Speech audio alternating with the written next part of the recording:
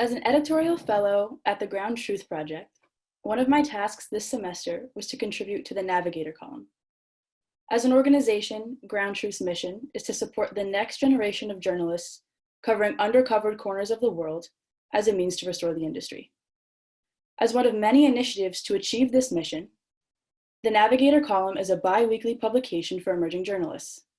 Each edition focuses on a hot topic in the industry, providing insights and advice from veteran journalists, which means that for every piece that I wrote, I had to interview the pros who were living my dream career. Given that I'm 20 years old and extremely awkward, I thought my nerves were normal.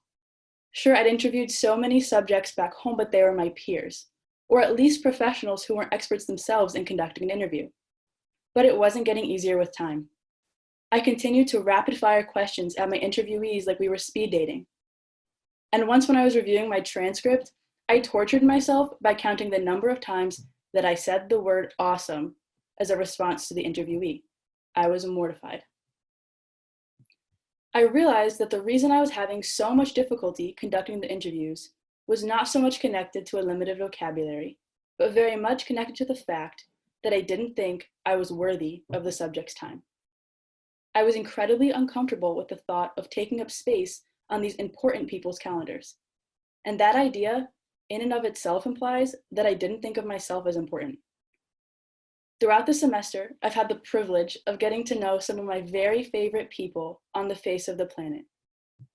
It feels like the universe gifted me with some of its best work. These are the people whose faces come to mind when I think of coming home. The friends who've danced with me until I cried and cried with me until I danced. The confidants who've tucked me in after a bad day, or maybe dinner just because they wanted to share. The caregivers who always know the light in the room is dimming as I write my column, so they turn the lamp on next to me without saying a word. And as a vegetarian, I have friends who spend more minutes worrying about my B12 intake than the number of times that I use the word awesome in an interview. Before this semester, I thought I was above needing to fit in. I thought I'd put my head down, work my way through life until I had reached my own version of success, knowing in the back of my mind I'd never be fulfilled so long as there were more societal problems that I could lend a helping hand in trying to solve. And now all of a sudden, that feels absurd. This foreign sense of belonging has quickly become deeply connected to the quality of my life.